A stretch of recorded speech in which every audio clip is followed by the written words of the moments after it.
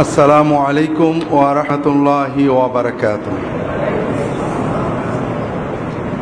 إن الحمد لله نحمده ونستعينه ونستغفره ونعوذ بالله من شرور أنفسنا ومن سيئات أعمالنا من يهد الله فلا مضل له ومن يضلله فلا هادي له وأشهد أن لا إله إلا الله وحده لا شريك له وأشهد أن محمدا عبده ورسوله صلى الله عليه وعلى آله وأصحابه وبارك وسلم أما بعد মূলত আজকে নিয়ত ছিল শবে বরাত নিয়ে কিছু আলোচনা করা, কারণ শবে বরাত আমাদের সামনেই, নাকি বলেন? শবে বরাত সামনে না? বরাত মানে কি? ভাগ্য। আমাদের সামনে ভাগ্য। আমার নানি রাহিমাহুল্লাহ রাহমাতান ওয়াসিআ ছোটবেলায় গল্প করতেন, চুটকি আর কি। এক কানা অন্ধ ফকির রাস্তা দিয়ে যাচ্ছে, সামনে একটা গর্ত আছে, তো বাচ্চারা পাশে যে ফকির ফকির বাবা সামনে খানা। আমি আজকে মসজিদে বলছিলাম সামনে খানা, তো ফকির মনে করছে খানা মানে মেজবানি, বলে বাবা বরাত, বাবা বরাত, বাবা ভাগ্যটা আজকে ভালো। এখন ওই বলতে বলতে গর্তের ভিতর পড়ে গেছে বেচারা। আসলে বরাত মানে কি? ভাগ্য। এই ভাগ্য থেকে যত দুর্ভাগ্য। আমরা শবে বরাত সুন্নত, সুন্নতের আলোকে আমরা ঝগড়া দরকার নেই। কোন হুজুর কি করেছেন, আলহামদুলিল্লাহ সব হুজুর ভালো। আমরা রাসূলুল্লাহ সাল্লাল্লাহু আলাইহি ওয়াসাল্লাম কি করেছেন, সাহাবীরা কি করেছেন, এটা আমরা যাচাই করার চেষ্টা করি। আপনাদেরকে গত বছরও হয়তো বলছি, মনে নেই, যেহেতু বছরগুলো প্রসঙ্গ আসে আমরা সংক্ষেপে হলেও জানতে হবে। আর আমার একটা বই আছে কোরআন সুন্নাহর আলোকে শবে বরাত, তাহলে আপনারা নিয়ে যাবেন, যেহেতু শবে বরাত সামনে, বইটা নিয়ে যেতে পারেন। এর ভিতরে হাদিস, কোরআন, তাফসির, ফুকাহাদের মতামত সবই আছে। মুখতাসার হলো, প্রথমত আমরা এখানে সুন্নাত শিখতে আসছি, ঠিক না? সুন্নাত নবীজির সবকিছু। নবীজি যেভাবে বসতেন সেভাবে বসা কি, যেভাবে হাঁটতেন সেভাবে হাঁটা কি, যে শব্দ ব্যবহার করতেন সেটা ব্যবহার করাও সুন্নত। শবে বরাত শব্দ নবীজি ব্যবহার করেননি, সাহাবীরা করেননি, তাবেঈনরা করেননি। এটা প্রায় 500 বছর পরে তৈরি হয়েছে। আমরা আজকে কেন্দ্রীয় মসজিদে আলোচনা করছি। রাসূলুল্লাহ সাল্লাল্লাহু আলাইহি ওয়াসাল্লাম যে পরিভাষা ব্যবহার করেছেন সেটা কি? লাইলাতুন নিসফে মিন শাবান, মধ্য শাবানের রাত। আমরা চেষ্টা করব এই সুন্নতটাকে জিন্দা করার। শবে বরাত না জায়েজ না, শবে বরাত বলা না জায়েজ না, কিন্তু নিসফে শাবানের রাত বলা, মধ্য শাবানের রাত বলাটা সুন্নত। আমি বললাম কোরআন হাদিসে শবে বরাত বলে কিছু নেই, কারণ শবে বরাত শব্দ নেই। হয়তো আমি একটু পরেই বলবো যে শবে বরাতের রাত্রে আপনারা এই আমল করতে পারেন, আমি আবার শবে বরাত বললাম, তাহলে বোঝা গেল আমার কন্ট্রাডিকশন। একবার বলছি কোরআন হাদিসে নেই, আবার বলছি শবে বরাতে আমল করবেন। আসলে আমরা বলতে যাচ্ছি শবে বরাত পরিভাষাটা ব্যবহার করা কোরআন হাদিসের দিন না, এটা বললে সওয়াব হবে, এটা কোনো দিন না। তবে সমাজে প্রচলন হয়ে গেছে, আমরা অনেক সময় নামাজ বলি, অনেক সময় সালাত বলি, আমরা অনেক সময় রোজা বলি, অনেক সময় সিয়াম বলি। সিয়াম, সালাত এগুলো ইসলামী পরিভাষা। রোজা, নামাজ এগুলো সিয়াম বা সালাতের তর্জমা না, এগুলো আরেকটা পরিভাষা, ফার্সি পরিভাষা, যেটা আমাদের সমাজে আছে। তারপরেও এটার অর্থ আমরা বুঝি সালাত, এটা বলাতে কোনো দোষ নেই। নামাজ বললে, রোজা বললে কোনো দোষ হবে না, কারণ আমরা সবাই বুঝি নামাজ বলতে মুসলমানদের এই সালাত সিস্টেম বোঝানো হচ্ছে। আবার অনেক বিষয় আছে যেটা আরো দূরে, যেমন আমরা অনেক ঝগড়া করি, আমার বিরুদ্ধে সবারই অভিযোগ, আমি মাঝে মাঝে বলি কোরআন হাদিসে পীর বলে কিছু নেই। আবার আরেক জায়গায় বলছি অমুক পীর সাহেব, আমাদের পীর সাহেব এটা বলেছেন। এই দেখো আব্দুল্লাহ জাহান খালি কন্ট্রাডিক্টরি কথা বলে। একবার বলছে কোরআন হাদিসে পীর বলে কিছু নেই, আর বলছে আমাদের পীর সাহেব এটা বলেছে। বিষয়টা ওরকম না। আপনি কথাটা শেষ পর্যন্ত শুনলে কি আছে বুঝবেন। আমি বলবো কোরআন হাদিসে নামাজ নেই কিন্তু সালাত তো আছে, রোজা নেই কিন্তু সিয়াম আছে। এখানে আরেকটু দূরত্ব আছে। এখানে পীর কথাটা ফার্সি, এটা আরবি হলো শেখ। কোরআন হাদিসে পীরও নেই, শেখও নেই, অর্থাৎ ফার্সিটাও নেই, আরবিটাও নেই। নামাজের ফার্সি নেই, আরবিটা আছে। রোজার ফার্সি নেই, আরবিটা আছে। কিন্তু পীরের ফার্সিও নেই, আরবিও নেই, কিন্তু আছে। এটার একটা মূল সুন্নত কনসেপশন আছে, সেটা হলো সোহবত, সাহেব, সাথী, সাহচর্য। নেককারদের সাহচর্য কোরআন সুন্নাহ নির্দেশিত একটা ভালো আমল। আপনি মসজিদে নামাজ পড়েন, নেককারদের সাথে মেশেন, এটাও সহবত। ইমাম সাহেবের সাথে মহব্বত রাখেন, আলেমদের, এটাও সহবত। আবার নেককার ভালো, যারা সত্যি নেককার, আল্লাহর ভয় আছে, আল্লাহ বলেছেন কুনু মা সাদিকিন, যাদের ইমানের সত্য, লা ইলাহা বলাই সত্য, শিরিক করে না, মুহাম্মদ রাসূলুল্লাহ বলাই সত্য, বিদআত করে না, আমানতু বিল্লাহি বলাই সত্য, সুন্নত মতো আমল করে, তাকওয়াই সত্য, বউয়ের সাথে কথা বলাই সত্য, সমাজে মানে যাদের ভিতরে সত্য প্রতিভাত, যাদের কথা আল্লাহ কোরআনে সূরা বাকারায় বলেছেন সাদেকিন কারা, ইমানের সত্য, জিহাদের সত্য, তাকওয়াই সত্য, সালাত কায়েম করে, অর্থ ব্যয় করে, জাকাত দেয়, সবর করে, এই কোয়ালিটিগুলো যাদের ভিতরে আছে, এই ধরনের সাদেকিন মুত্তাকিন মানুষদের সাথে সহবতে যাওয়া, বসা, সময় দেওয়া, এটা আমাদের জন্য খুবই উপকারী। এটাই পরিবর্তন করে পীর মুরিদি সিস্টেম হয়েছিল। এখান থেকে অনেক শিরিক, কুফর, বেদাত ঢুকেছে। আবার এটার মাধ্যমে দিন প্রচার হয়েছে। একসময় তাতার যুগের পরে মানুষেরা এই জাতীয় সহবতের মাধ্যমেই দিন শিখত। এটার ভালো মন্দ আছে, কিন্তু যেটা আমরা বলতে চাচ্ছিলাম সেটা হলো, একটা হলো কোরআনে ফার্সি নেই, আরবি আছে, যেমন নামাজ নেই, সালাত আছে, কি বলে রোজা নেই, সিয়াম আছে। আর কিছু জিনিস আছে আরবিও নেই, ফার্সিও নেই, কিন্তু মাফহুমটা আছে, যেমন পীরও নেই, শাইখও নেই, কিন্তু সাহেব আছে। ঠিক শবে বরাতও নেই, লাইলাতুল বারাতও নেই। শবে বরাত কি? ফার্সি। আরবি কি? লাইলাতুল বারাত। কোরআনে হাদিসে সাহাবীদের কথায় শবে বরাত নেই, মানে ফার্সি নেই, লাইলাতুল বারাতও নেই। কি আছে? লাইলাতুল নিসফি মিন শাবান আছে। কাজেই আমরা শবে বরাত বা লাইলাতুল বরাত না বলে যদি নিসফে শাবান, মধ্য শাবানের রাত বলি, ভালো হয় না খারাপ হয়? এখানে একটু ইমানটা নাড়াচাড়া করে দেখেন, আপনি নিজেই বুঝতে পারবেন ইমানের হালতটা কি। আপনি একটা তথ্য জানলেন যে রাসূলুল্লাহ সাল্লাল্লাহু আলাইহি ওয়াসাল্লাম জীবনে লাইলাতুল বারাত শব্দটা বলেননি, কিন্তু নিসফে শাবান শব্দটা বলেছেন, অনেকবারই বলেছেন, অনেকগুলো হাদিস আছে। সাহাবীরা বলেননি, তাবেঈনরা বলেননি। এই পরিভাষাটা 500 বছর পরে জন্ম, এটা বলাই কোনো দোষ নেই। কিন্তু আমি যদি নিসফে শাবানের রাত বলি, মধ্য শাবানের রাত বলি, তাহলে রাসূলুল্লাহ সাল্লাল্লাহু আলাইহি ওয়াসাল্লামের কথা মুখ দিয়ে উচ্চারণ করা হয়। আর বরাতের রাত বলি, শবে বরাত বলি, তাহলে এটা হয় না। এখন আমি কোনটা বলবো? কোনটা বললে আমার ধর্মীয় অনুভূতিটা মানে শক্ত হচ্ছে? এখানে 3 শ্রেণীর মানুষ পাওয়া যাবে। কয় শ্রেণী? এক শ্রেণী বলবে আচ্ছা দেখি চেক করে, সবাই শবে বরাত বলে, আবার শুনছি নবীজি বলেননি, দেখি হাদিসে বা অন্তত সাহাবীদের যুগে শবে বরাত বা আরবি লাইলাতুল বারাতটা পাওয়া যায় কিনা, খুঁজে চেক টেক করে যদি পাই ভালো, নইলে শেষ নিসফে শাবান মেনে নিল। এই লোকটা ভালো কাজ করলো। আর একজন বলল, আব্দুল্লাহ জাহাঙ্গীর বলছেন নেই, আন্দাজে তো আর বলিনি, যাক আমি এখন তো নিসফে শাবান বলবো, মধ্য শাবানের রাত বলবো, শবে বরাত আর বলবো না, মুখ দিয়ে বেরোয় গেলে যাবে। তবে নিসফে শাবান বললে একটু খুশি লাগে, আলহামদুলিল্লাহ আমার একটা সুন্নত শব্দ বললাম। শবে বরাত বেরিয়ে গেলে অভ্যাস মতো বেরিয়ে গেছে, কি করা যাবে?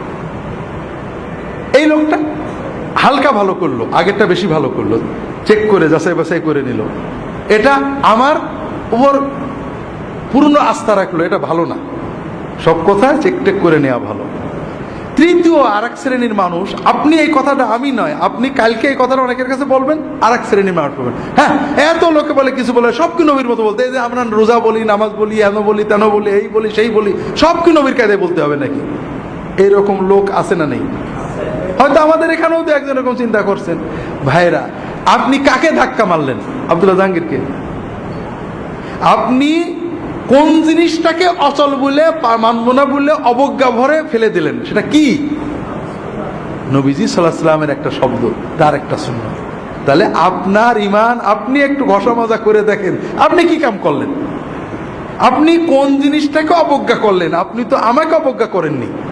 আপনি মুহাম্মদুর রাসূলুল্লাহ সাল্লাল্লাহু আলাইহি ওয়াসাল্লামের কথার মতো কথা বলতে আপত্তি করলেন।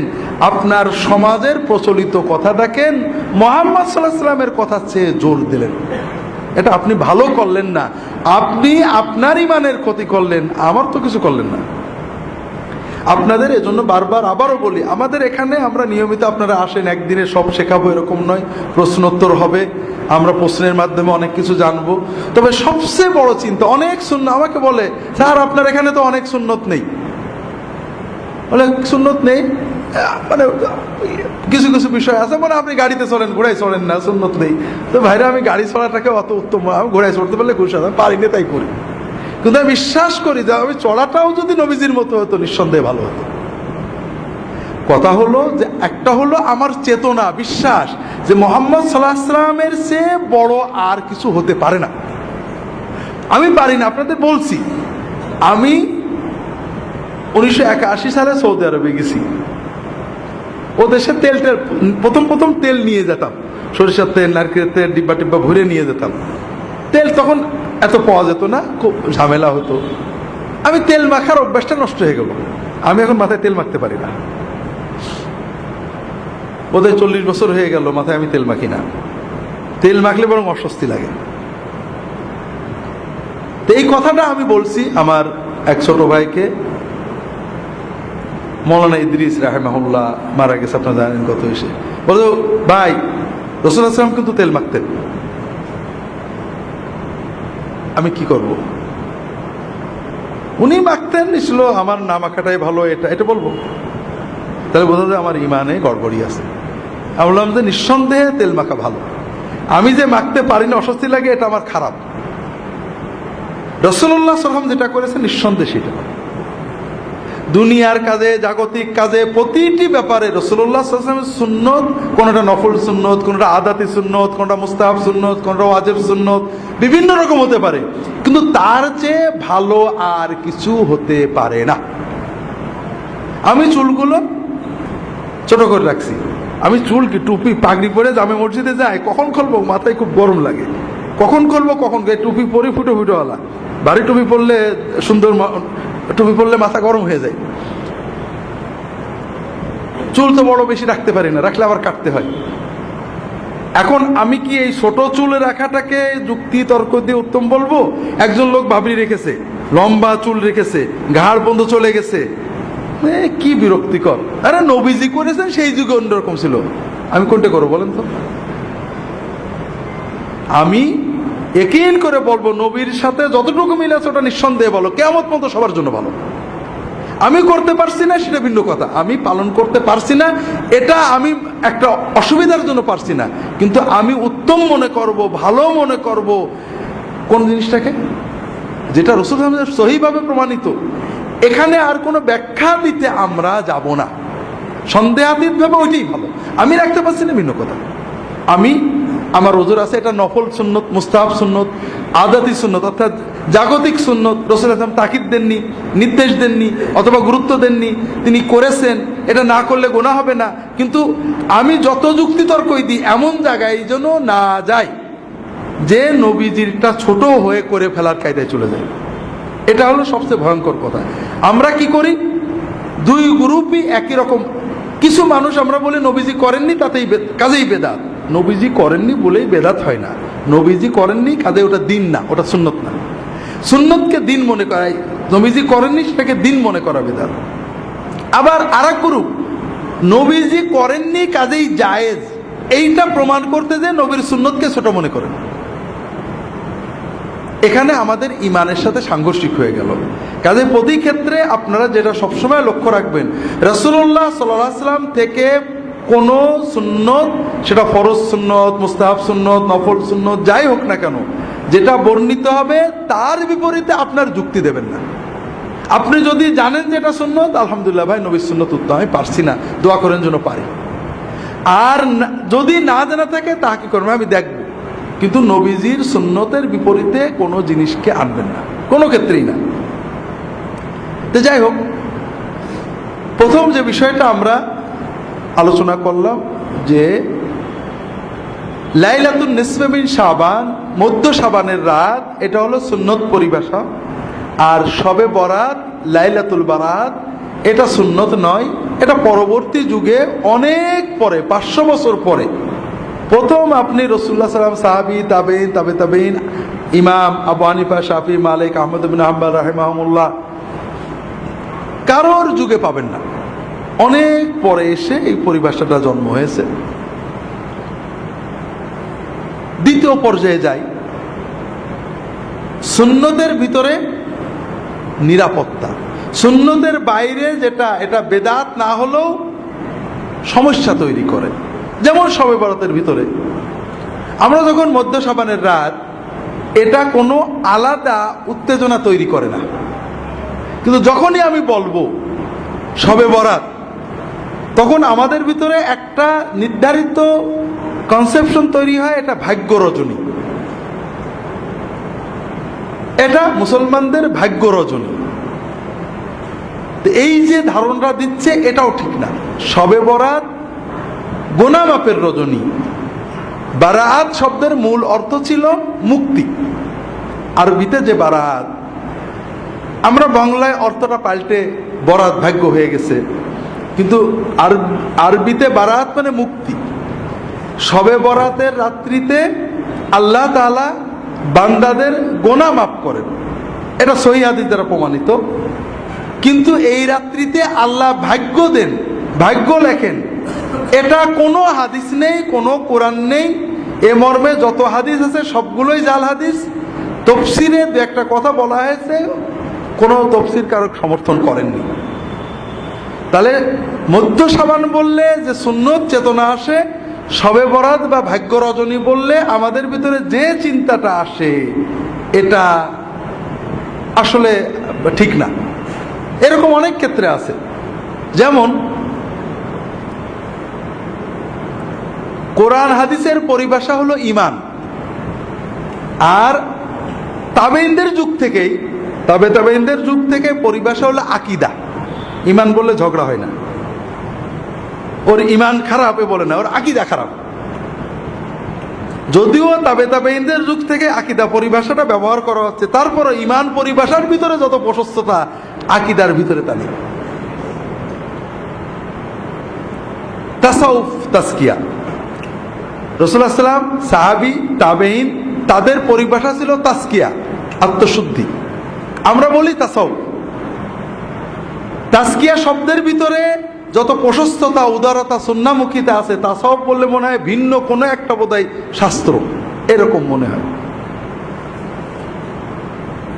এই যে পীর এবং সাহেব, সাহেব পীর, সাহেব বললে, সাথী বললে আমার সাথী, আমার সাথী, এখানে কিন্তু কোনো অতিভক্তি জন্ম নেয় না, অমুক আমার সাথী।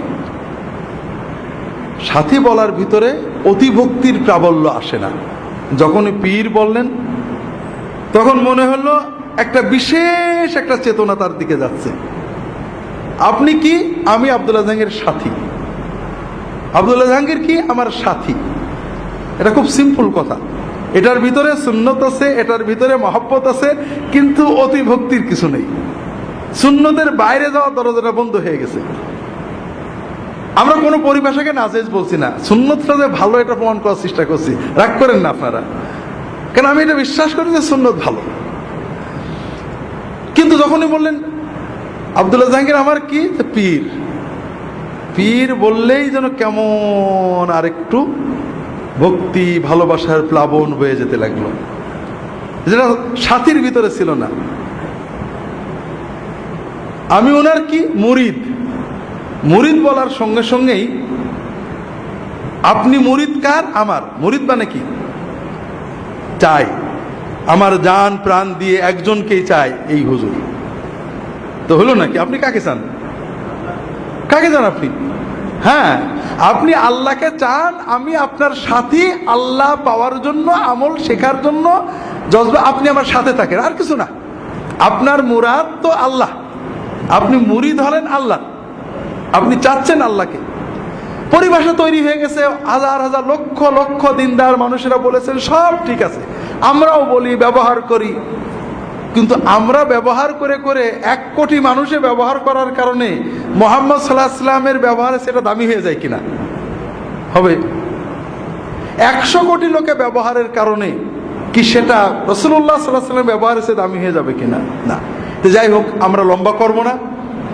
শবে বরাতের আমল, শবে বরাতের 3টে বিষয় বোঝেন। একটা হলো শবে বরাতের রাত্রিতে, অর্থাৎ আবারও বলছি, শবে বরাত বলছি, আপনারা রাগ করেন না, নিসফে শাবানের রাত্রিতে, মধ্য শাবানের রাত্রিতে আল্লাহ তাআলা বান্দাদের গুনাহ মাফ করেন। এটা সহিহ হাদিস। ইন্নাল্লাহা লা ইয়াত্তালিউ ফি লাইলাতিন নিসফি মিন শাবান ইলা ইবাদিহি ফায়াগফিরু লিজামিই খালকিহি ইল্লা লিমুশরিকিন আও মুশাহিন।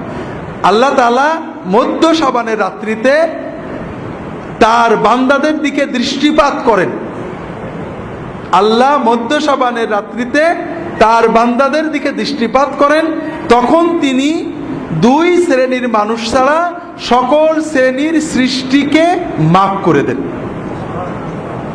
যাদের ভিতরে শিরক আছে এবং যাদের ভিতরে হিংসা আছে, এই হিংসা এবং শিরক যাদের আছে তাদের ছাড়া বাকি সকল মানুষকে আল্লাহ মাফ করে দেন। তাহলে শবে বরাত হলো একটা কমন বোনাস।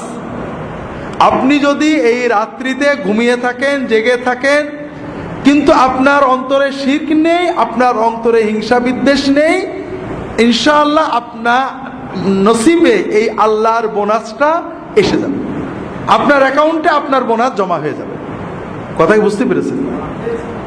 এখন দ্বিতীয় বিষয় হলো আমরা কি করব, আমরা আমল করব কিনা। আমল না করলে, ঘুমিয়ে থাকলেও আপনি বোনাস পাবেন। এ ব্যাপারে সহিহ হাদিস পাওয়া যায় না, কিছু জয়ীফ হাদিস আছে। 2টো আমল পাওয়া যায় জয়ীফ হাদিস দ্বারা,